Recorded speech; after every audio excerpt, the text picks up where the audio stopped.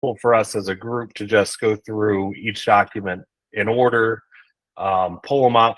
For Jack and Elise, we'll allow them to introduce their analysis, and then we can have a little bit of discussion on each, and then we can figure out where we go from here regarding the staff survey analysis and figure out how that leads us into our discussion on recommendations. So since I know Elise isn't on camera yet, Jack, do you want to start by talking a little bit about your analysis? Yeah, sure. If I don't have it open right now, can you share it, Patrick? I can do that.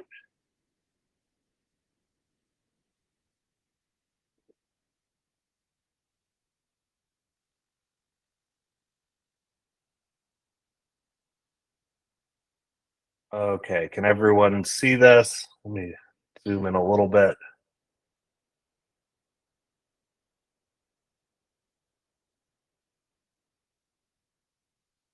Okay, can we all see my screen? Is this working? I see it. Okay. So Jack, just tell me when you want me to scroll down, scroll up.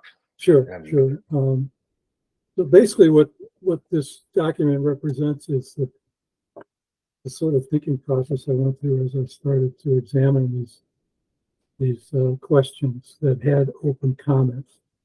It wasn't straightforward as the document kind of displays. So the first set of questions we had open comments on had to do with experience coming into the job and ability to get additional training on the job. And I thought those were too closely related not to say something about them in combination. So that's what this first section does. Just observations on, who said yes to this but no to that, and et cetera. So it's just an interesting perspective, I thought. Okay, you can scroll down. So the first optional comment is about basically, did you have the skills from the get-go?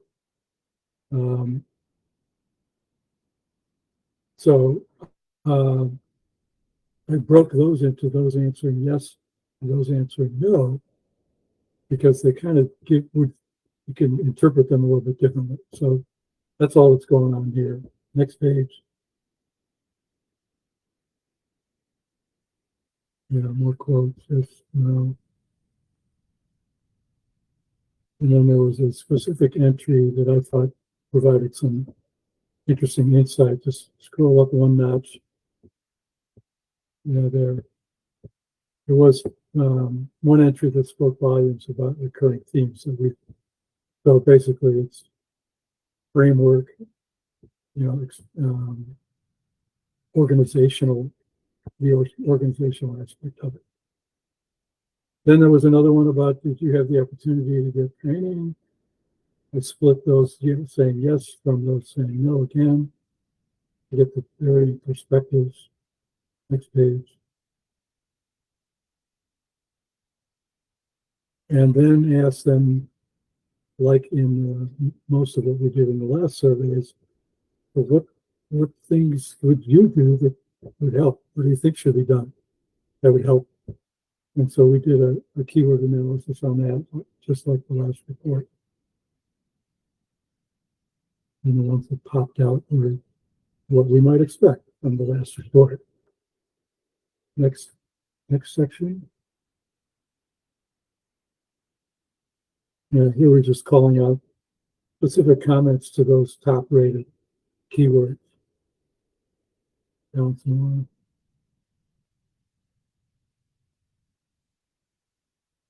Yeah, this is just another section of that. Keep going. There we go. Then there was another section on, actually there were a bunch of questions asking about how the board and the council relate to each other. And then there was only one opportunity then to make a comment. So I had to devise some kind of a way to make sense of all that, because you can't assume that they're commenting only on the last one. So this explains how I deal with it. And then scroll down. So it then goes into some of the quotes based on the scoring system that I create. And you can read about the scoring system. This had to do with how more negative points for disagreement, more positive points for agreement. And so I look at those with negative influence, that scores, and then positive, leaving all the typos in. So, this each section where I totally quoting the verbatims are the same, being done in the same context as the last report, breaking them out by who said positive things, who said negative things. And then here there's another one of just other comments of note that didn't necessarily attach, that we had a 0 net score. That is, they were just as negative as they were positive, or they were neither negative or positive. The score came out to 0. And then the last couple of questions had to do with first rating, and then asking about what ways to improve board council. So I broke those up by the rating score that they gave. So so for those who gave a rating score of none, there were some comments that they had the optional comment on the rating and the optional comment on the improving. So basically I've combined rating and improving into one section, just grouping them by the rating score.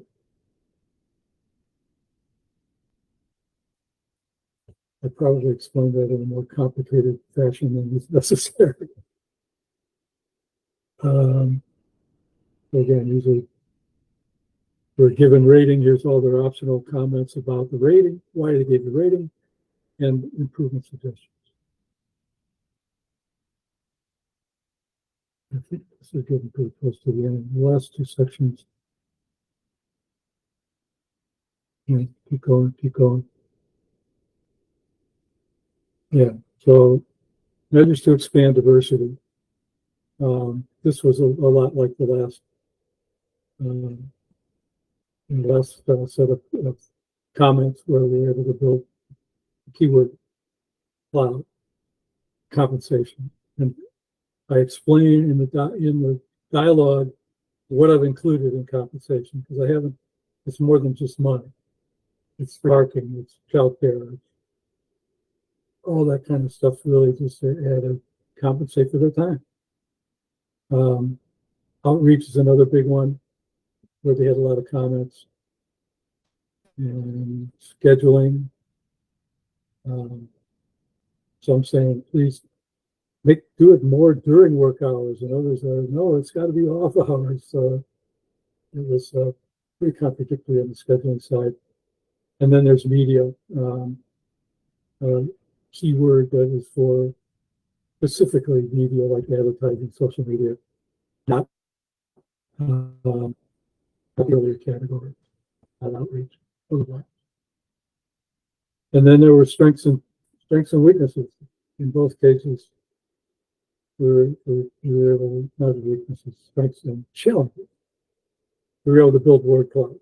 And so then there's a section of comments under each keyword.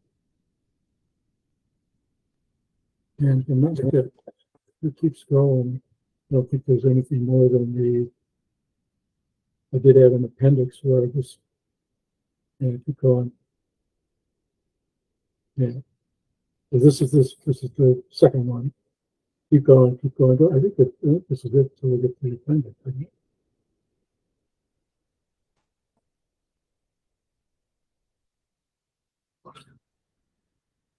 Yeah. So here I listed each respondent and how they, what they stated with respect to strengths, what they stated with respect to challenges. So it's basically each response is listed here side by side, which I found to be very useful to sort of scan it. I toyed with drawing conclusions from it, but found that I kept coming up with contradictory conclusions. So, but give it a read. It's worth looking at. Any questions?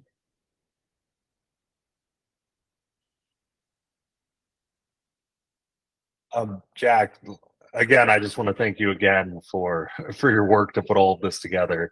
I just did want to highlight what I found really helpful is the way you highlighted key points throughout each of these comments that helped me distill the information down.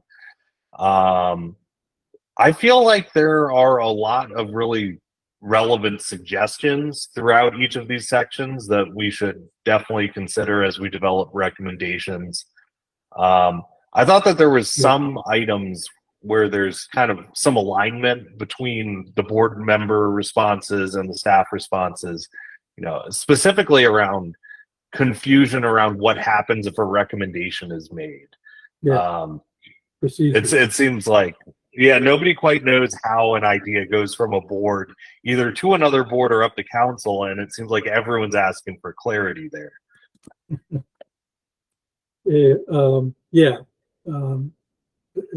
There are a lot of things that sounded a lot like the board members, quite honestly.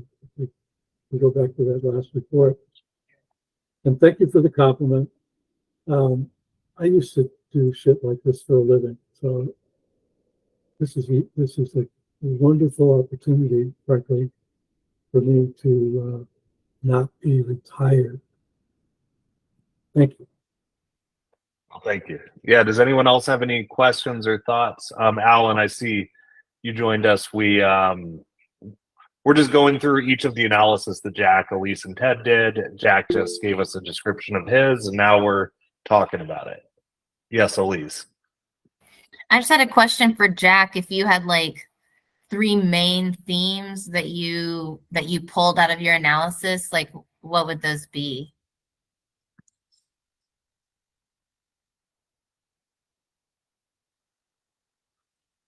Jack, you're muted.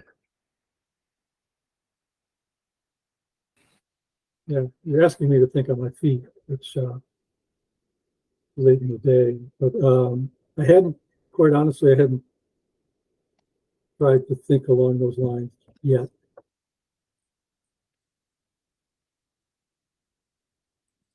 Anyone else have any thoughts? Did anyone else come up with any themes on their end, just reading through all of this? A few things that stood out for me, and I hope that didn't seem like I was asking a trick question, Jack. I just, like, from your perspective, was interested in what you had to say. But for me, when I was reading through it, some things that really stood out for me was the need for standardized procedures for everything from just like how to do the technical aspect, as well as what to do with those recommendations and how to like move them up the chain. So that, that's the need for standardized procedures was something that I found, as well as, like we said before, what happens with the recommendation. Those seem to be 2 things that really stood out for me. Yes, Nina. Thank you. I would like to just share my appreciation for the really hard work and cogent presentations that you all have put together. And I want to apologize for having not been able to turn my attention to them as thoroughly as I would have liked in preparation for this meeting. It's frustrating, and I apologize for that. I agree with Elise that the thing that kept resurfacing over and over for me is we have all these different boards. We have all these different staff folks. And then we have an array of missions and procedures and reporting systems and communication expectations, and that there is no consistency. And one of the challenges with that lack of consistency is that makes it ever so much more difficult to convey the work of these boards and their liaisons and their staff and their council liaisons to the public. And so as I was reading along, I was thinking, what could be done to create a kind of unified dashboard that would serve to publish documentation associated with each board and commission, mission, procedures, guidelines, quarterly or annual reports, track the progress of recommendations through council and so forth. So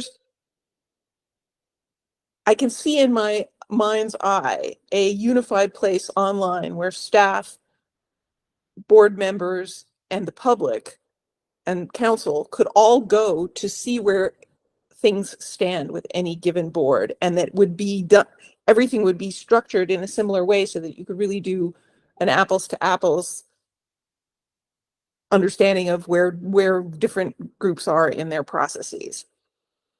That's a non-trivial ask, but I think it would make the process of facilitating board work better, and it would also provide a level of transparency and accountability that I think would be helpful to everyone.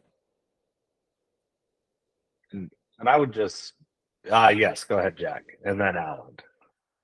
I'm glad that we're being recorded, because I move that we take the recording of what Nina just said and write it down and begin to draft our recommendation, a document. Patrick, I move that we do that. Okay. Well, yeah, it is recorded, so we can capture that. And I would just add, and Alan, I know you have your hand raised, and Stacy, I see you joined us as well. If I'll just facilitate us through this item, and then I'll turn it over to you if that's okay. Gee, thank you. You're doing such a good job. I just wanted to note on Nina's concept here, you know, it could be a resource that provides that information, but one thing I captured out of reading these comments was just even a process, a piece of paper that people fill out that says the board voted for this item and a decision needs to be made. Does it go to another board or does it go up to a council committee? It seems like neither staff nor council liaisons know what to do when a recommendation's made. And there could be a system to handle that, but it just seems there needs to be an SOP, a procedure there. I just wanted to offer that there might be a simpler route. All right, Alan, and then Dee.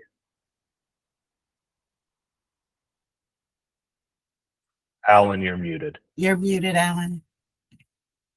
Yeah, I want to thank Jack and Elise for all the work that you've done, and I've looked at everything leading up to the meeting.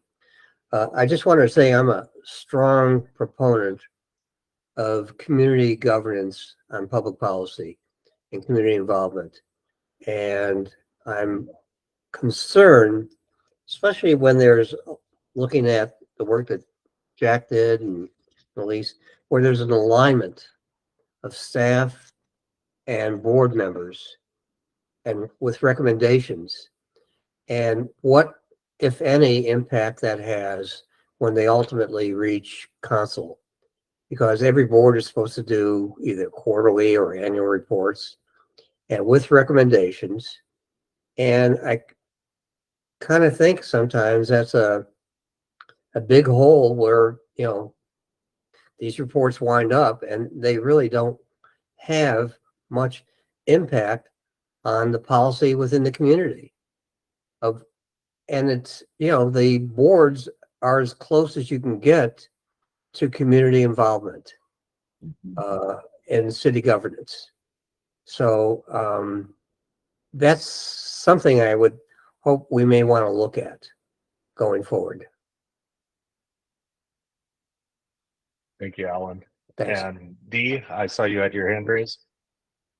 Yes, basically, all of the recommendations, as far as from what I can see, go to a council committee. One of the things that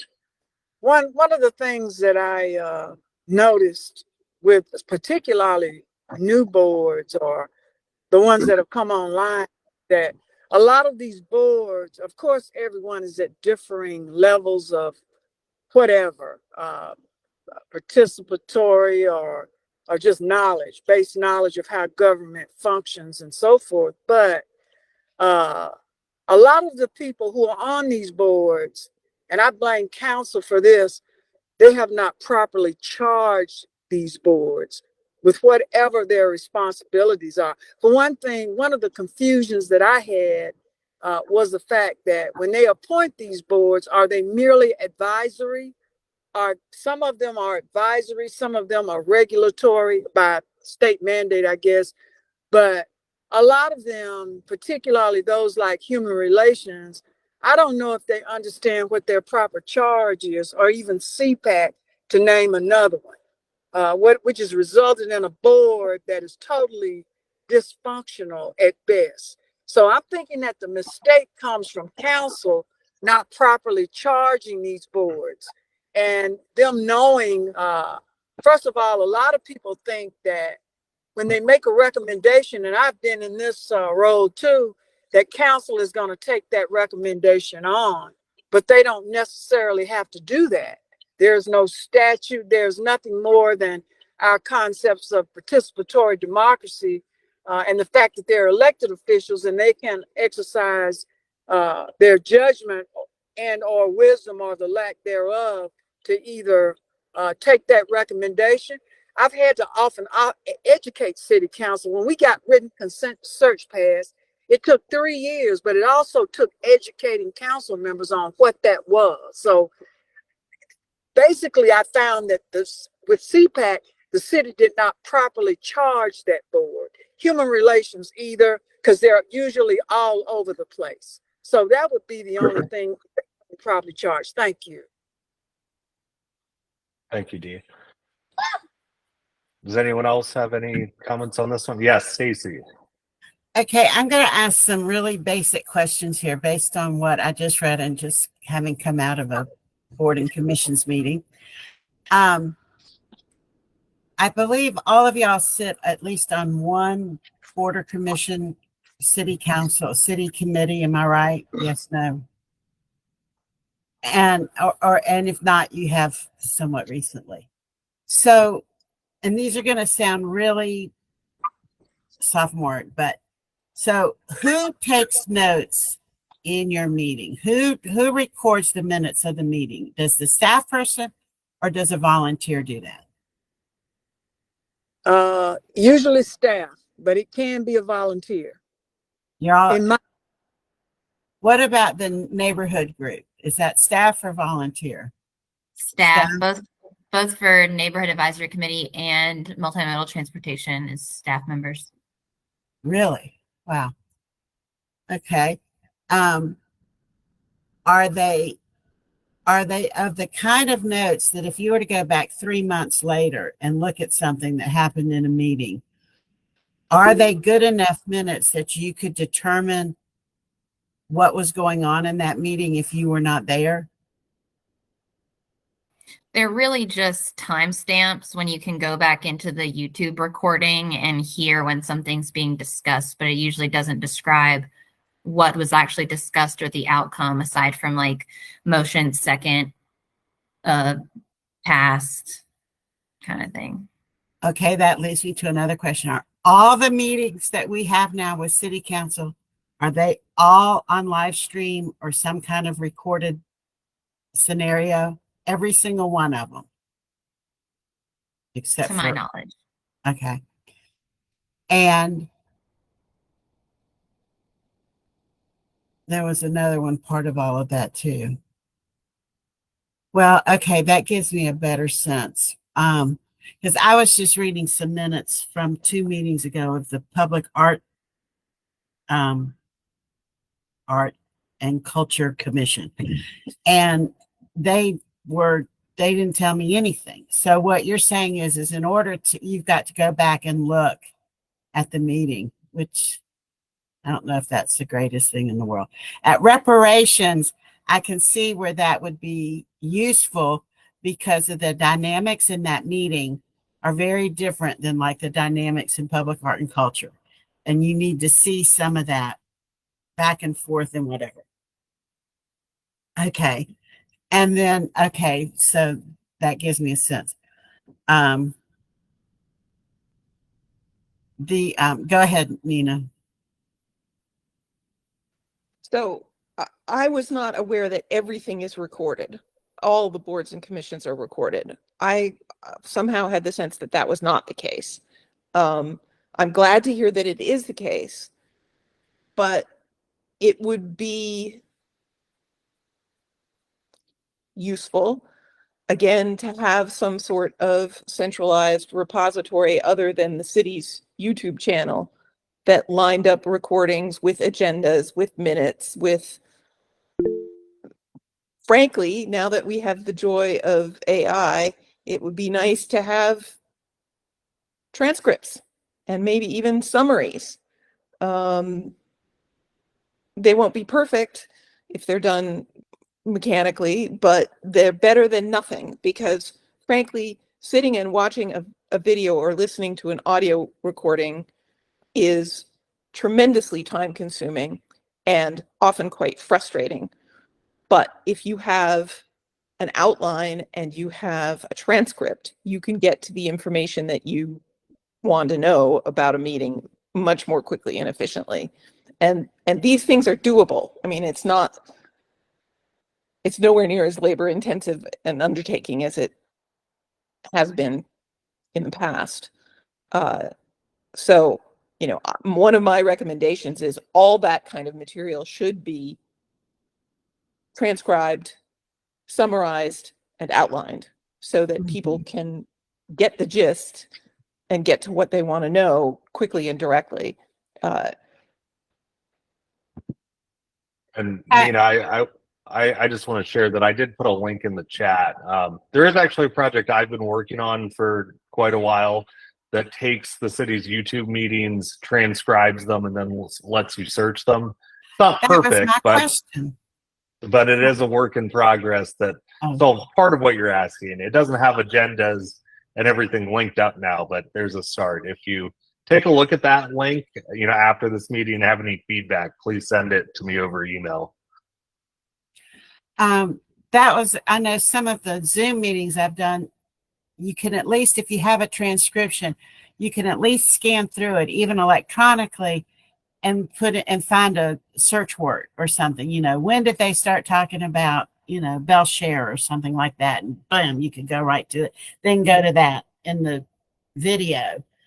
Okay, well, I'm sorry. Go ahead, Patrick. Go ahead. Oh, I was gonna kick it over to Elise. Okay, cool. I was just going to add, responding to Nina, that while what the city has on their boards and commissions section of the website isn't quite as elaborate as what you're talking about, but if you go to, I'm going to just put in the chat, the MMTC page, boards and commission page. And if you scroll down to the bottom, they do have a table with the agenda that's linked, and if there's minutes, that's linked, and it also links the YouTube recording. So I find that kind of helpful if you know which board in particular you want to follow. You could go to their page and do that, but it's not searchable like you're talking about. But there's a little bit of that. That's what the county does for the boards that Leslie sits on. You can find it pretty quickly.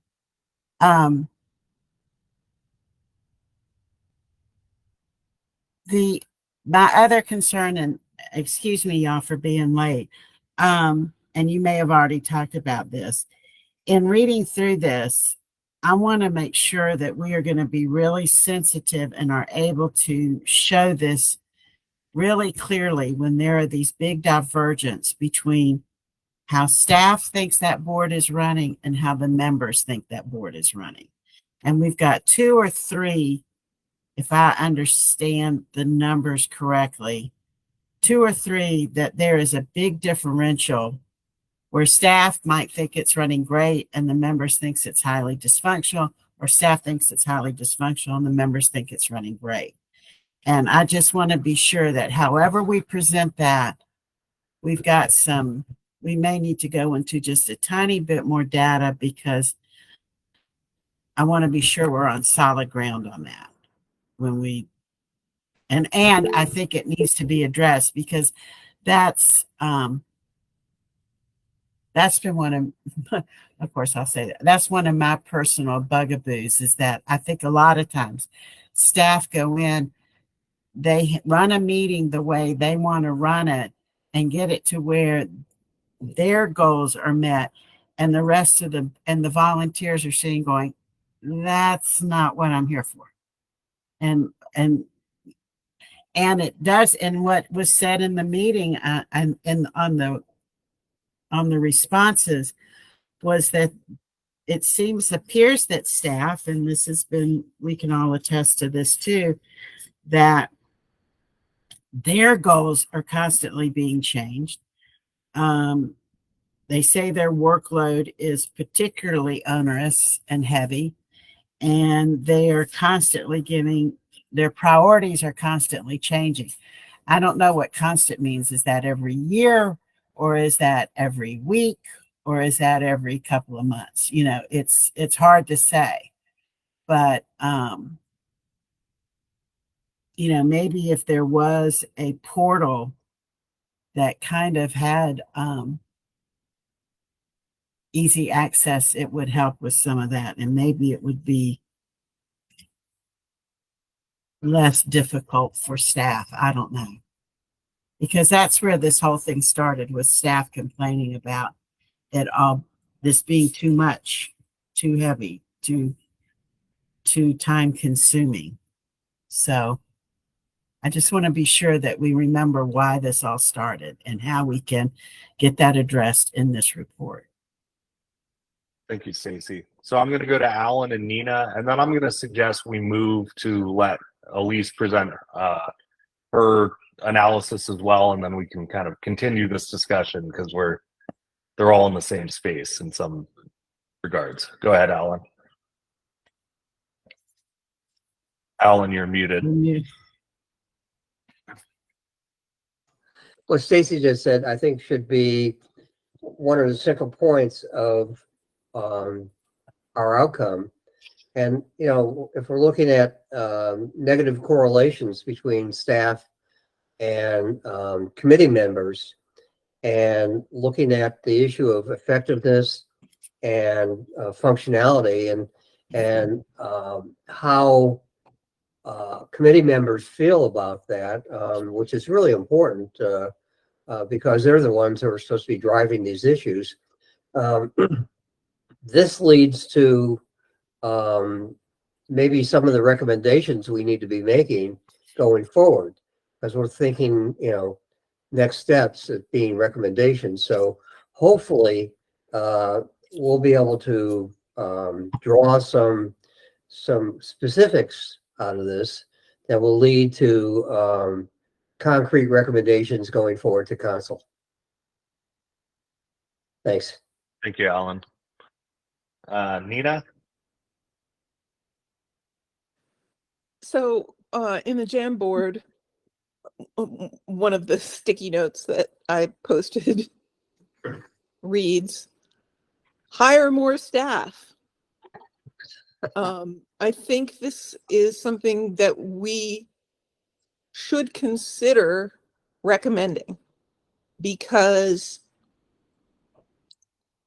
it's not only important for the well-being of staff that they not be stretched too thin, but also if the city is truly committed to public engagement at a high level of effectiveness and substance, it has to be properly supported by city staff.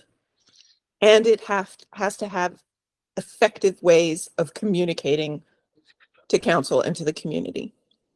And that will take an investment, both a capital investment and an investment in time and expertise to put together the affordances that will make that possible. And I don't see how, with the current complement of folks that we have, who all have multiple demands on their time and obligations, I think if we're going to do boards and commissions right, we're going to need more staff. And that's going to cost money. But I think it's something that we should seriously consider recommending. And it I seems would- like it's lower level staff, because like I'm involved with the urban trail, and just even getting them to help us find a location for a meeting is onerous. It's, I don't have the time to do that. It's like, check your calendar and see if the 6th floor is available. I can't do that. I mean, it's kind of crazy. And so maybe think of it in terms of it's the lower level staff that maybe they're missing. It's not high level staff. It's not mid-management. It's, administrative, it's support staff. Let's put it, the support staff. I would suggest also we could consider, some staff have mentioned technical needs specifically, so it could be the city rethinking how that tech support is provided. It could be people dedicated to that role instead of dropping it on every staff liaison. So we can make those kinds of recommendations. We should just think of what roles are needed as well. Good point. So at this point, I think I'm going to turn it over to Elise, and I'm going to let Stacy take over facilitating, and I'll switch back to taking notes. Elise, do you want to share your screen, or do you want me to? You can share it. Okay. I'll share. Yeah. Yeah. Once again, I've read through all of these reports, and the analysis that y'all have done is just, it's really incredible, and it's really quite fascinating. And so thank you again for such a professional, thorough job. One thing I wanted to add before I get into this, the other theme that I got out of Jack's work was the need for training specifically on parliamentary procedure for both staff and board members. So just one other thing I wanted to throw in there. So I guess just to kind of go through what I did, I mostly was just like creating pie charts out of some of the data that was provided through the surveys. First thing I want to hit on was years of experience. There's a broad variability in the level of experience, with the average being 4.4 years, but the median's 2.5. So we have 50% of our data that's 2.5 years and less. 50% of the respondents have less than or equal to 2.5 years. And then another 50% have greater than 2.5 years, with the max being 13 years. So there's a lot of variety of experience. I also found that in addition to each of the assigned liaisons, so we had 26 people who responded to our survey. Presumably they're all assigned liaisons. In addition to those, there were basically an additional 2 staff persons per official liaison, effectively tripling the number of staff that are involved in the meetings. And this was supported by a comment by one of the staff, by one of the respondents, saying that for each official liaison, there's also 1 staff member to take minutes and run the technical aspects, like starting and stopping the live stream and queuing public comment speakers, as well as a backup staff member, I guess, to serve in the event that either one of those people is unavailable. So essentially we're getting triple the number of staff persons involved in the meetings than are officially assigned. I think we mentioned about difficulty with the technical aspects, that staff felt this was challenging, and certainly I wouldn't expect them to know how to do that. They're not IT people. So I think we talked before about having 1 or 2 dedicated IT people to help across the board for all of those might reduce some of that staff burden. So, most of our respondents felt that most of them said that they did have the opportunity to review the board's charge prior to serving. Ideally, that would be 100% though. Meanwhile, let me zoom in a little bit for you guys. Over half of the staff liaisons felt that they didn't come to the role appropriately trained. So that's a bit unfortunate. We'd hope that that's a little higher. However, over 2/3 said that they were given the opportunity to get additional training. And it sounds from some of the comments that the clerk's office has started to provide that a little bit more regularly. And certainly they should continue doing that and even consider broadening the training that they're offering to include perhaps even like some board specific type stuff, certainly the parliamentary procedure stuff that everyone's feeling that they lack knowledge in, and how to promote those recommendations through the right channels, since it seemed like there were a lot of staff members who were not very clear on what they should do. As well as, adding training regarding the technical stuff, if the technical stuff is to remain on the shoulders of those staff people. Let's see. What else do I really want to show? Yeah, Jack? I was hoping I'd get called on a little bit later, but just as a general question, I'm curious how others feel about the first slide that Elise showed, which talks about the median time of service and how short it is. And I'm wondering if there's a COVID connection there. Was there a lot of staff turnover with the pandemic? I don't know that in particular, but I'm sure there might have been. I would suggest sort of a another halfway rhetorical possibility. question at this point. It could be. I'm also wondering, looking at that, do they place junior staff members into staff liaison roles, and then as people work there for a while, they kind of get promoted out of serving in that role? I don't know the answer. It's just a thought I had. Sorry to interrupt.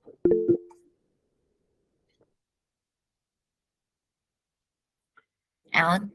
On that first slide also, do we know specifically the types of training / education that staff are getting or not getting, or do get when they request it? What is meant by training and education? Other than understanding what the charge of the board or commission is that they're serving on. Do we have the details there? I don't think we do. It's based off what we included in the survey. So I think I don't think we asked about specific educational items. Yeah, I didn't recall anything in the survey itself that addressed that. I thought it might have come out somewhere.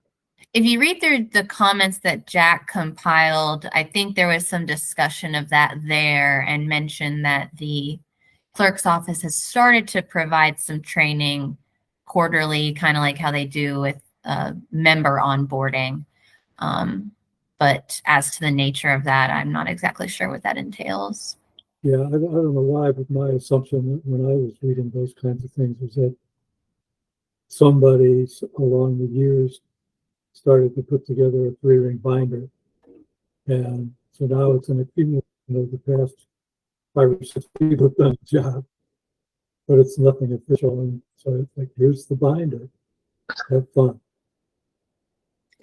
Yeah, it seemed like some of the training might have just been like the outgoing liaison kind of being shadowed by the incoming liaison. And yeah, this sort of like informal knowledge that's passed on without without anything official, which is also kind of what we heard from the members when they talked about how as people would reach their term limits and move on, all that knowledge left because there wasn't anything like solidified and written down fully. Nina? Might want to unmute yourself. So I'm wondering, is there anyone on staff whose brief is coordinating staff liaisons with boards and commissions? It seems to me that this is a case in which, rather than having knowledge passed down from one staff member to another in an informal way via an apprenticeship situation, is far from ideal. And if there is no staff person who's directly responsible for coordinating the work of liaisons, and I would assume from time to time it would be beneficial for all the staff folk who serve on boards to get together and talk about their experiences and about what they could do to be more effective, etc. So that would be something that I think we might consider recommending if it doesn't exist. And I don't know the answer to that question. Maybe someone does. I think the clerk's office is trying to do more of that. I know it's like the clerk's office to coordinate the boards and commissions stuff. But yeah, the program could be better developed. And it's got to be in conjunction with that department head. You know, they may say, no, I can't. I got to use this person fully over here. They can't do that sort of thing. So, and Stephanie Dahl, she's still doing liaison work and she's a department head now. So, it does sound like they are short-staffed. Dee, you got a question or comment? Yes, thank you. I've taken it upon myself to do some exit interviews with some of the staff after they've departed. One of the complaints is overwork, and a lot of it seems to have been placed, the brunt of it, on servicing these these boards and commissions. I am due to have one with Brenda Mills very soon, as she's retired. But I also did one with Jeff, who was it? Paul, who was community development director, who's in Colorado now. And the chief reason why he left, and he was a supervisor, was that the workload. So as Stacy said something about being sensitive to that, but also I think what the council committee under Sandra Kilgore are hearing this a lot from the staff. And I think that is what prompted the reduction in these boards and commissions, is that I know with reparations, we have 30 staff members from the city that so-called tend to us. I don't know how they even do it. And with Buncombe County, I think they've even got almost a half as many, because they even pulled the library staff in for research too. So, I mean, I really don't know how they do their other jobs and with more and more demand. So it would seem that I don't know where they're going to get the money, but they're going to float a bond for other stuff. It looks like they need more staff. It's what I've heard from everybody. And the chief cause of turnover in these city departments is overwork among staff. Thanks. I'll be leaving soon, so thank everybody for their great work. Thank you. Well, don't leave quite yet. Do you think this is a generational workload issue? I mean, I know there is a big difference between what 20 and 30-year-olds think is a full work day and what I thought when I was working at 20 and 30 years of age. Well, a lot of them, I see some of the liaisons, and there's a steep learning curve, with some of the people that they bring to table. And not only on their part, but a steep learning curve on these boards and commissions too. I hate to say it, but a lot of people sit on these boards and commissions and don't have one iota of thought about what that charge is and some of the technical stuff that they do. The staff members are young who are liaisons, except for this one, which has senior staff. In fact, the city manager attends all our meetings, and she's assigned to do so too. And the city attorney and the county attorney and the assistant city manager, Rachel Wood. And I see a whole lot of other people, and Eric Jackson's department has a staff member that's wholly dedicated. So I'm not sure. I think it's intergenerational. Paul, who is 50-ish, left because of the workload. He's by no means, and he was a senior manager as well. And I think a survey to test that aptitude, unless it's in this, which I didn't see, about the overwork portion. I've had not only him, but the gentleman that went to Nashville, and I heard from him when I was in Nashville, who used to run the plant Todd of the planning department. They left for the same reason. He was a seasoned professional as well. So it would do well. And then Brenda Mills, before she left, said, "I am working day and night. What do y'all want from me?" So, I mean, I don't know. I guess it runs the gamut. We've lost quite a few with the, one of the things that y'all didn't poll was the Mountain Community Capital Fund, of which I'm a member of City County Board. And I think we've lost 4 or 5 or 6 staff just from the city alone. I'm just mortified by that. But anyway, that's what has happened. So I just wanted to put that in. If something needs, the staff really is the issue here, and they've complained to city council. Is what I'm getting from them. But I haven't done Brenda Mills yet. I'll do her probably next week.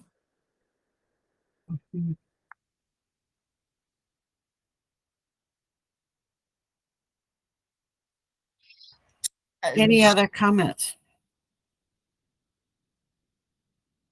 Shall I continue sharing Please, some please, cards? please. Okay. Okay, we talked about training. I'm looking at my notes because I just want to like hit some of the highlights.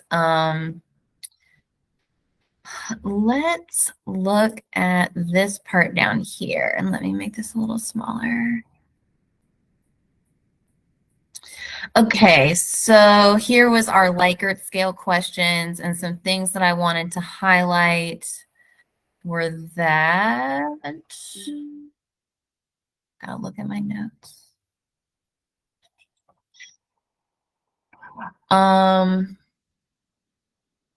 Okay, we had, over half of our people were saying that supporting the board was an effective use of their time, but we still have a number here, 31%, that disagreed with that statement. So that's unfortunate to hear. With regard to their role being valued by their supervisors, that's almost 100% affirming that. To a lesser extent, the liaisons feel that their role was being valued by their colleagues. So there's a little bit of a disconnect there, but definitely the supervisors are expressing their support. The large portion did feel that the mission and goals aligned with the council priorities and that actionable recommendations were made, but the in terms of the board being integrated into the city's decision-making processes or the board's input being actively considered in the final decision-making process, those were pretty scattered throughout the range of agree and disagree.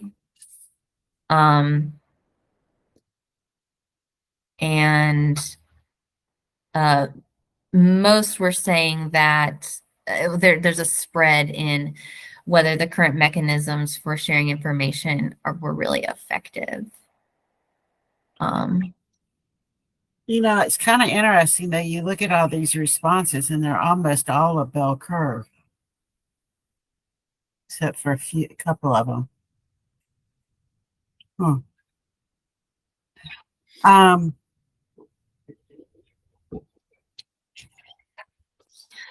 So, just looking at my notes here, over half of the staff members felt that supporting the board was an effective use of their time, but 1/3 did not. And there was a small percentage who actually felt very strongly that their time was not being well spent. And nearly 40% felt that their involvement with the board interfered with their ability to complete other work. Let me see where that was.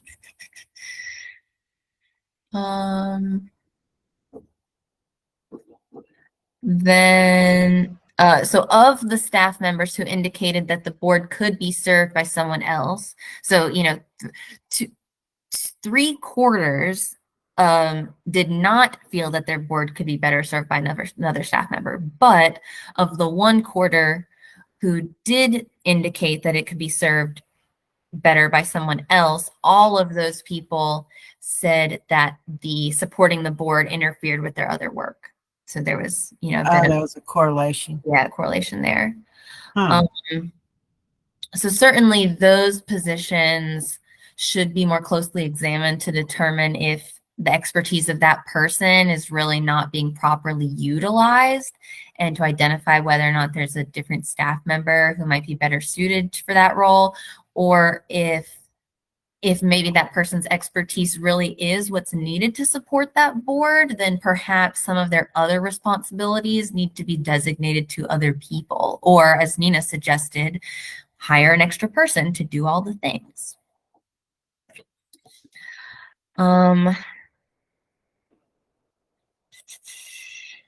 And then if we just go to this one here, you know, over 50% felt that the current mechanisms for communicating between the board and the council were effective, and almost 60% rated the communication as satisfactory or excellent. But still, we had over 40% that indicated communication was poor or that there wasn't any at all. And in some of the comments, staff members indicated that they did not know how to elevate board recommendations to council, and that they would like additional training or procedures addressing that. So that is my analysis. Did anyone have any questions? I am going to have to go soon. I see Patrick has his hand raised. Yeah. Elise, I just wanted to thank you again for doing this analysis and for summarizing your thoughts at the top. You know, I just wanted to highlight again that I feel that these concerns about communication, concerns about effectiveness, like being considered in the final decision making of council, that all seems like something that could be solved. Like we see from the bell curve of responses that it works really well for some boards, and other staff liaisons and members feel differently. I feel like there's a standardization of process that would solve both communication and assurance that input's considered in decision making, and possibly address some of the powerlessness that members felt. So I'm just kind of raising up that observation again. Right. Jack?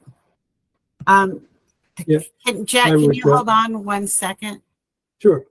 Patrick, do you think it would be helpful if we did some through lines with, like we noticed that the folks who said that the rate of communications between city council and the board, all the ones who said they were poor, also what was the other statement? They were all consistent with, Elise, that they felt overworked? Yes. Okay. So are there some other through lines that we should look at? For instance, if somebody says, you know, communication or something is poor or whatever, are they some of the folks that are saying, where we've got this dichotomy in the report, the staff, the one that has this chart difference between staff and board members scores above and below the means about perception and misalignment, where we've got the staff saying everything's great and the board members saying no, it's horrible, or the other way around. Are there some other questions within the survey that we should be looking at to see if that, either on the board member side or the staff side, that they line up, that would give us more depth into what they're really trying to say? I mean, I'm just kind of stunned that there's such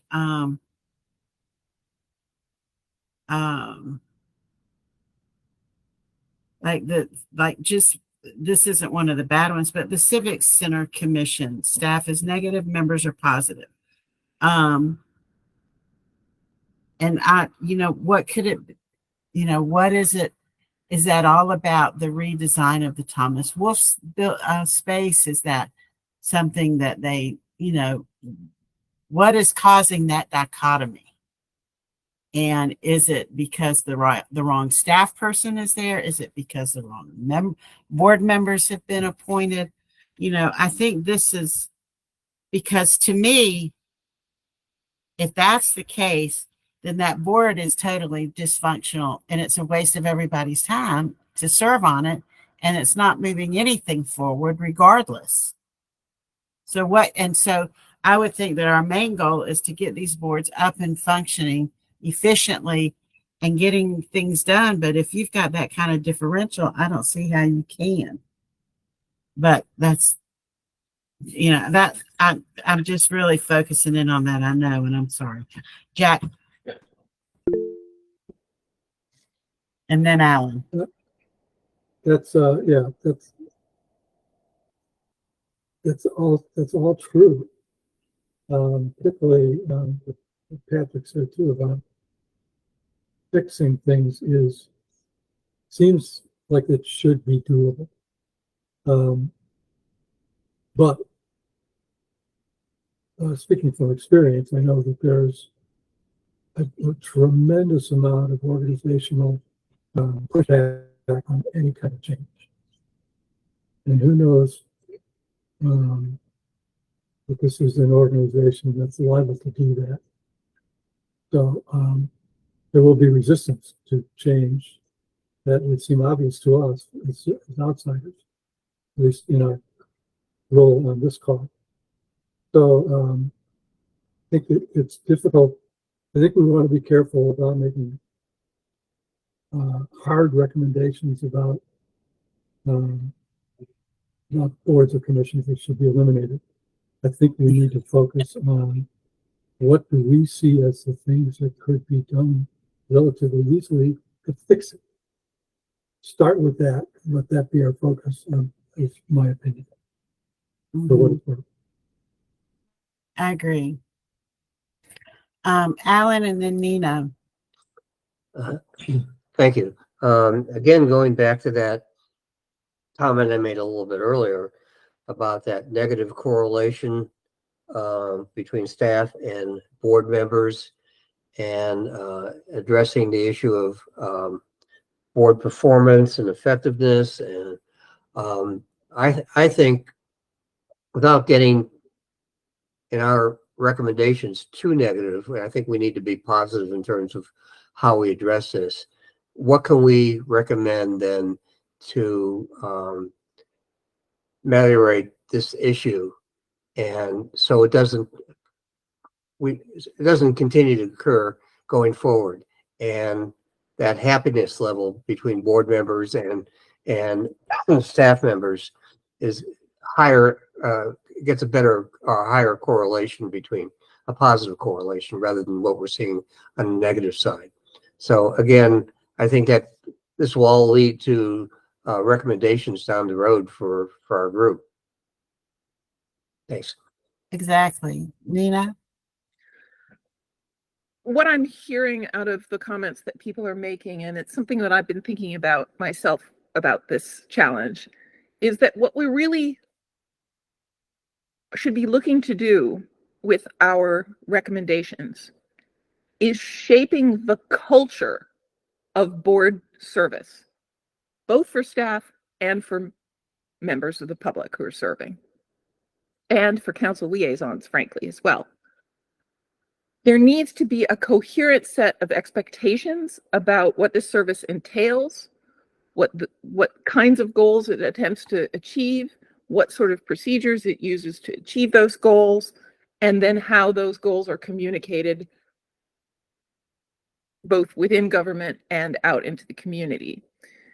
And that brings also to mind the thing that we haven't really touched on yet in our conversation, and which the staff brief doesn't really address all that much, which is about the question about community engagement and outreach, both when it comes to recruiting to boards and to public participation in either attending them or following them. And I feel really strongly that there needs to be a staff component to that. And I would look first to the neighborhood liaisons, because these are the folks who are supposed to be attending neighborhood association meetings and community events in their area of purview. And they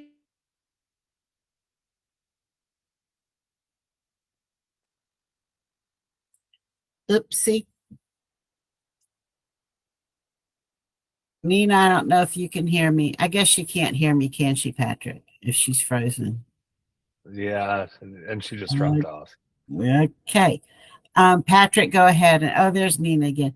Nina, we lost you there for probably the last 3 sentences.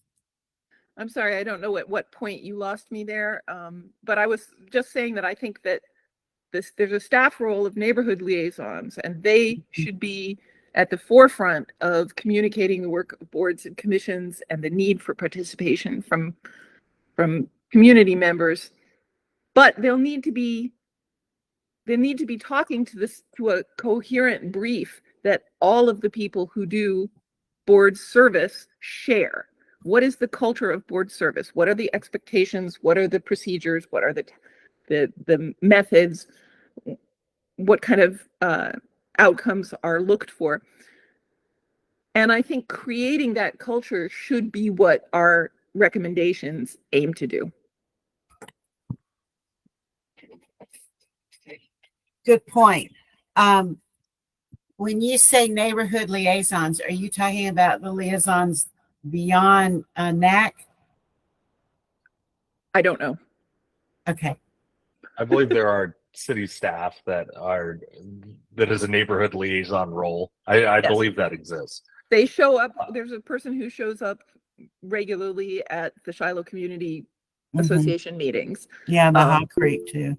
And so that role, the people who are in that role should be ambassadors for board and commission service, and they should be steeped in the culture of board service so that they can talk about it and encourage community members to participate. Okay. And they can also convey about openings and the application process and what expectations people should have about service and so forth. Okay, good point. Patrick, you had a comment? Yeah, I believe this was referenced more in Jack's analysis than Elise's, but one thing I just wanted to raise that I forgot to mention earlier was there was some discussion about boards not having a clear charge from city council, and you know, the idea of powerlessness we've talked about a lot. And I just wanted to note that I tend to find Asheville's board structure a bit unique in that they explicitly disempower all of the boards and say they're just advisory in nature. And I just wanted to note that it doesn't have to be that way. There could be a larger grant of power to individual boards to look at their focus area and make recommendations with the expectation the council will listen. So, you know, that could be something that could address some of the process concerns that have been raised, but also some of the power issues that have been raised. So I just wanted to note that as another thing we could think about. And also to Stacey, I believe earlier you said, you know, do we need to look at more ways to look at this data, connect the dots.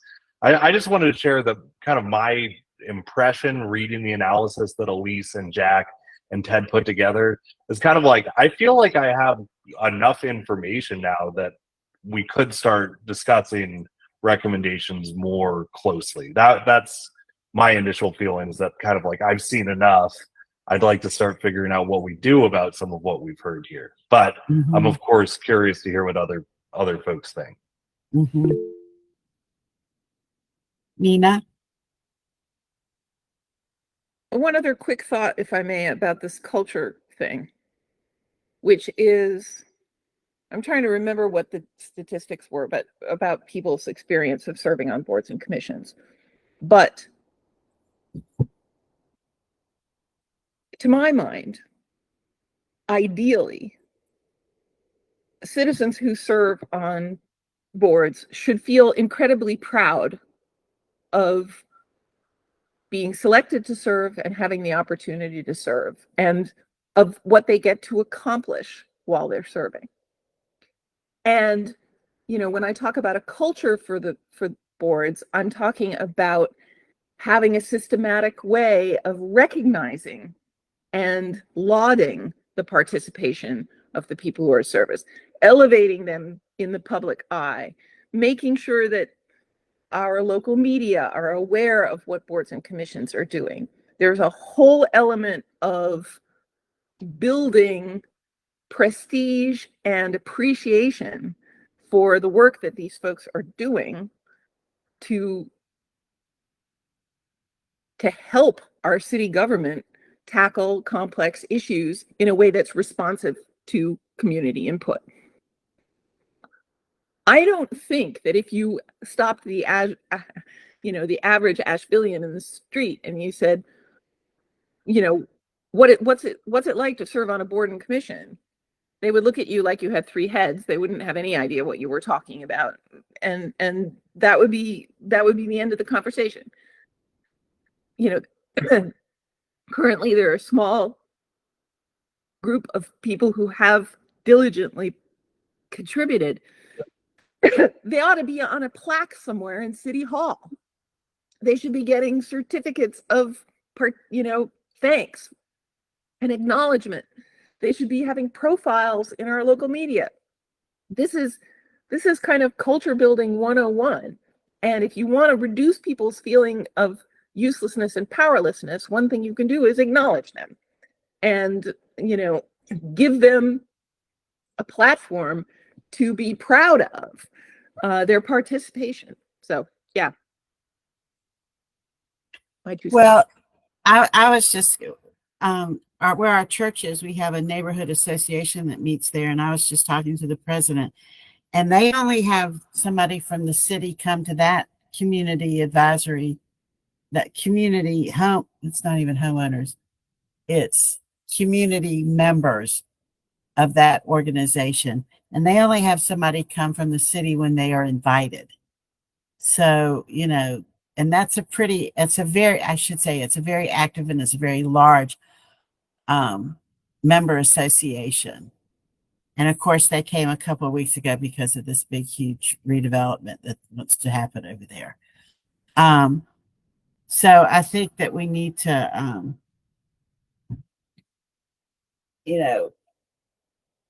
make sure that we don't make an assumption that I know that city staff is getting to these associations, all of them.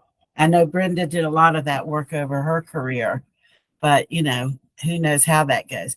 And I'll tell you too, Nina, in the old days, you used to get a lot of recognition. They had a luncheon for all the members of boards and commissions. You got tickets to SoCon or other big community civic events, family oriented ones. So you could take your family, your kids to them. They used to do that sort of thing. And all of that's gone by the wayside as far as I've observed. Alan's nodding, and have you been invited to anything recently, Alan? Me No. either. So, And You know, Parkland yes, also. the culture has changed. There is no doubt about that. The culture has changed. And Stacy, I just wanted to note that Elise has her hand raised and she might be on have to go soon. Oh, sorry. Okay, go. No, I appreciate all the discussion here. I want to share two things. First of all, as we were discussing, I noticed a discrepancy on the question regarding work interfering with staff, or is the board supporting the board interfering with staff's other work. And I actually noticed that 42% of respondents did not respond to that question. That was left out. So yeah, so then that would make 50, that's 62% that either didn't respond or felt that the work was interfering with their with the board was interfering with the other work. So I wanted to throw that in there real fast before I drop out. But also to Nina's point about getting some recognition, this isn't necessarily directed to boards and commissions members, but the neighborhood advisory committee is looking to recognize neighborhood volunteers. So I'm going to drop that nomination form in the chat if you know someone in your neighborhood who deserves to be recognized for their volunteer efforts, because we're going to be spotlighting them in the neighborhood newsletter and other things like that. So great idea. We're just dropping the form, so get your first nomination in there. But on that note, I have to leave because I'm going to go downtown to watch some fringe art. Fun. Thanks, everyone. Patrick. I was just trying to give a clap emoji to Elise. I didn't actually have a question. She's remarkable, isn't she? As our Jack. Again, I'm just blown away. And folks that listened or were at the council meeting where we did our presentation, I've gotten all kinds of feedback from folks as I moved through the community who were aware of and saw that, and were also very, very, very appreciative of how that information was presented. So next steps, where do we go? I would just note that Ted isn't here, but Ted also created an analysis, and right with the time, I'm not going to try to present it on his behalf, but I just encourage folks to check that out. Right. When you read it, it is interesting, the three different people and their analyses, and but when read together, there is a weaving of ideas, and there's some real good information in there, and they each had kind of a different perspective on how they looked at stuff. But when you read all three reports, it's very helpful. Nina. So I have a suggestion for next steps. And there's been a start at this with the JAM board, but I think that now that we have these analyses and we've had a chance to kind of go over them, that will inform us even further.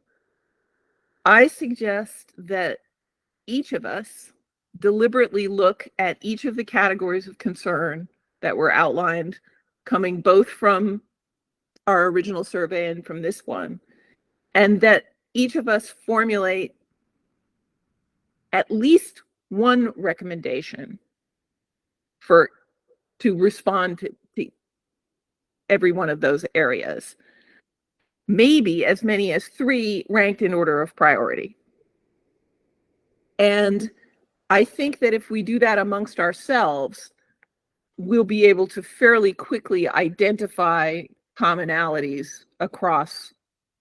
I mean, we've all been paying pretty close attention and listening to one another's analyses and talking through the concerns. And I think if we can do that homework in advance of our next conversation, that will better prepare us. And maybe there's one person who collates those responses. I don't know how you want to handle it, but I think that we could aim to produce at least a preliminary portfolio of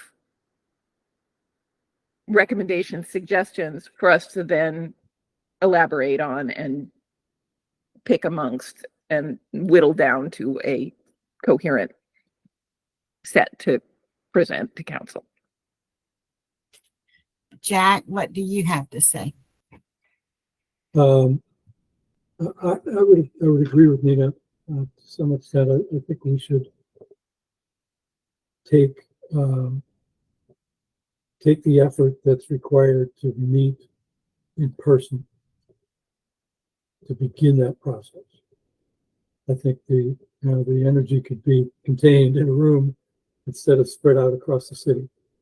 I don't know what that would take to pull together, Patrick, but I really think that should happen. Before that, however, I still have a question of the entire group, so I wanted to record it. Do we intend to try to integrate the 3 reports that were done from different perspectives here into a single report, pass up the chain, or not? And if not, do we pass anything up the chain? Having read them, I think that they should be integrated in some way because there's some data in each of them that is pertinent for the community to see and hear. I was having a little trouble hearing you, so if I don't answer your question exactly, it's because I didn't hear it appropriately. And did I hear you say that you wanted to meet in person to start work on these recommendations? That is that what you were suggesting? Yes, I would. Oh, good. I love meeting in person. Do you want to keep it to our core group, or do you want to, or should we open it to the larger group? Well, in many respects, I sort of see it in my mind as a Jamboard, taking that Jamboard session to the next level.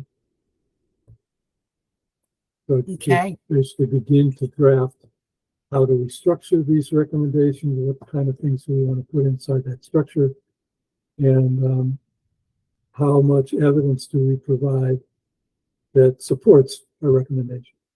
Mm-hmm. Yeah, I was thinking about that too. How deep do we go into that data?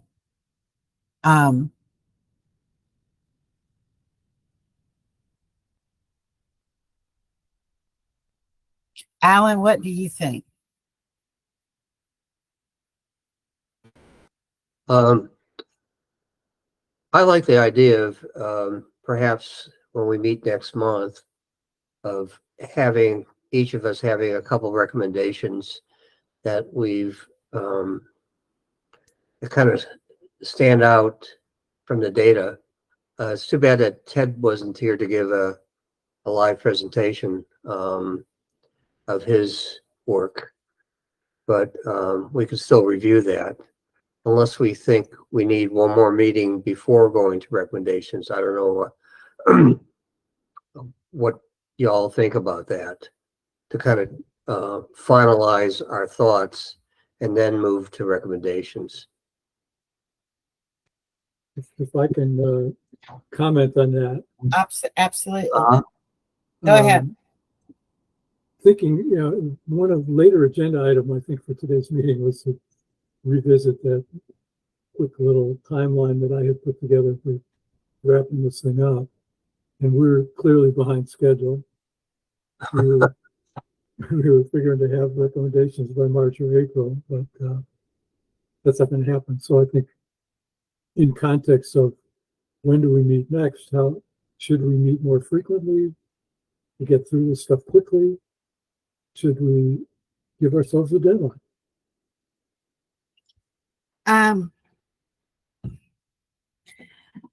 Let me talk to Elise and see. I'm sorry, Patrick, what's your input? Oh, I was just going to respond to a few things that came up. I do think we should produce a work product from the analysis that Elise, Ted, and Jack have done. However, I don't necessarily think, I would be hesitant to ask them to actually try to synthesize all 3. I think it would be okay to create a work product that is just here's 3 separate analysis that 3 people created. Mm-hmm. So if that's an easier way to do it, but I do think we should formalize that work into a product that we share with staff and eventually with council. Mhm. So that's one. And then I also, if we want to meet in person, I'm open to that, and I'm happy to provide the technical support to make it a hybrid meeting if people would like that option as well. And beyond that, like I'm ready to start talking recommendations. I don't think we need a separate meeting before that. I do think on this call, it would be good if we establish when we're going to meet next, whether it's next month or sooner, and whether we want to ask everyone to proceed with what Nina's suggestion was, that we each come up with 1 to 3 recommendations in each area as kind of our homework to bring to that meeting. I think that's a good idea. And maybe it doesn't necessarily have to be a full-blown recommendation, but even just some priorities or something that they see that we need to address in some way, shape, or form.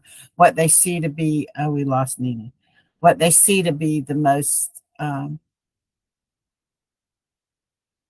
largest barriers, I guess, to having an efficient board and commissions system.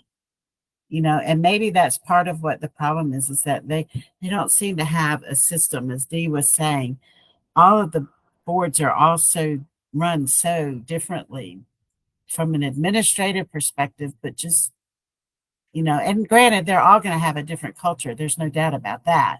But, you know, there seems to be no consistency. And I don't know if we could ever get to that, but who knows?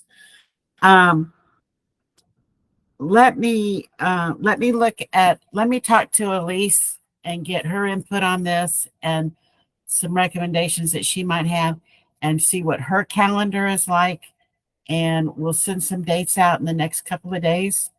It will have to be after the 2nd week of April. I'm totally booked the first 2 weeks of April. So that works with you guys. I just note if we're looking that far out, we probably should just keep the regular time for ease of logistics. Is that the 15th or the 22nd? What day? What Monday do we meet on? I believe it's the 3rd Monday. Okay, that's the 15th. That's tax day. Is that a problem for anybody? Might be Not for me. We'll be a respite for you. Okay, well, I'll make sure that she's available on the 15th and see what she thinks about this process. Okay. Anything else, guys? Alan, you have something? I would Ellen. I was suggest just going to say that I hope Ted can also join us on the 15th then too. Okay, I'll check with Ted too. We have a full entourage. Sure. Okay, It would I'll be check. good to check everyone's available on the 15th if we're counting on that date. Yeah. Otherwise, yeah, choose an alternative that works for everyone. Right. Okay. I think we should also, in the meantime, be thinking about doing what Nina suggested, that we all come up with something that we can start from. So basically our brainstorming. And on the 15th, do you want to, is this when you want to go ahead and have a face-to-face meeting? Because we will more than likely get into recommendations. Okay. May as well, if we can pull it off. Yeah. Yeah. Okay. That sounds good. Oh, I lost Nina again.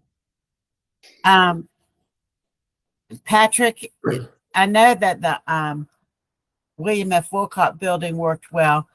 Would the first floor or 6th floor meeting room in the city building, do those work also? Yeah.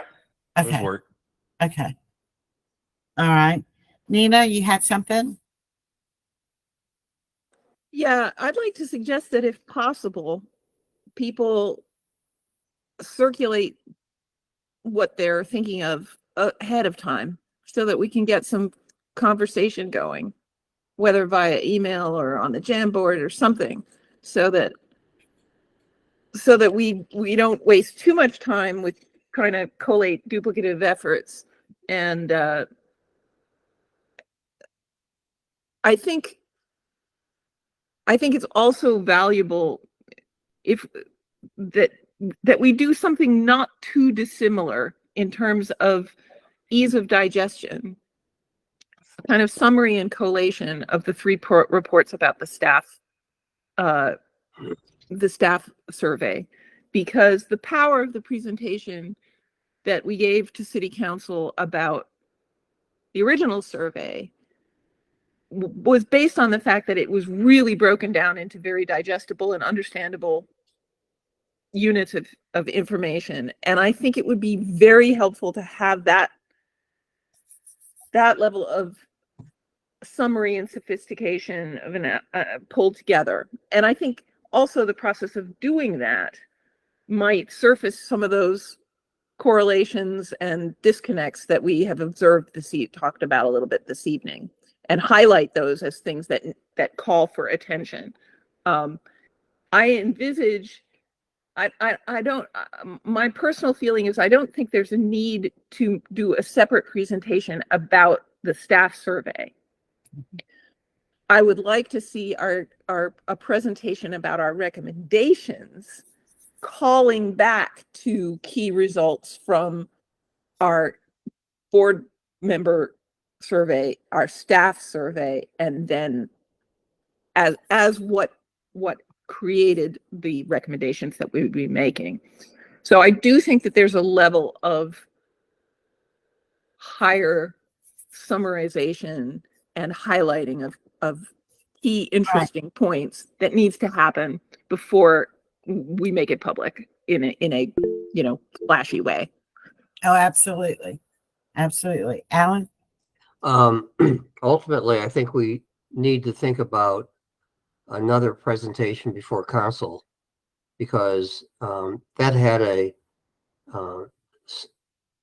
really deep impact, I think, on not only members of council, but all the participants who were there that night who observed that. So I hope we'll have an opportunity to make a formal presentation on maybe an overview of the staff report, but specific recommendations, so it's public. And Well, I saw Ben earlier this week, and he definitely expects us to make a presentation to council on the recommendations. That, no doubt about that. In fact, he asked if they were ready, and I laughed at him. But anyway, though I did say that I was quite blown away with the completeness and thoroughness of the answers of the staff. I thought they would just kind of, brush it off sort of thing, but I think they gave us some very good information. They took it seriously. So except for that one question that they were not so eager to be forthcoming about, which is kind of telling. Well, or they didn't have an opinion. It could be one or the other. They seem to have had a lot of other opinions, so it's odd that they didn't have one on that. Good point taken. So Stacy, just for next steps, it sounds like you're going to reach out to Elise and Ted, and then just get their thoughts, get their scheduling availability, and then if you can just reach out to me after you do that. It sounds like what I could do next is, kind of confirm the meeting date further in advance than we typically do to make sure that works for everyone. Right. Let people know if we're going to plan to do that in person to make sure that works. And then I can also provide the request that Nina suggested about people going through the Jamboard slides and creating 1 to 3 recommendations in each area. I would suggest that we create just a single Google Doc where everyone can put their name and list it in one place, so that we don't have to coordinate getting it all in one place, and we can all see each other's work. I think that's a really good idea. I like excellent idea. That sounds exactly like what I was thinking. Okay, so I'll let Elise play tonight, and I'll talk to her in the next day or so, and Ted too. Okay. Anything else, guys? I move that we adjourn. I move that too. Second that motion. Thank y'all very much. Appreciate it. Have a nice Thank you, evening on everyone. this spring night. Take care. Good night. Good night. Ah, that was good, Patrick. Good meeting. Thank That you. was good. How do I get out of here? Do I do that one? No. How do I get out? It's the hang up button. Oh, yeah.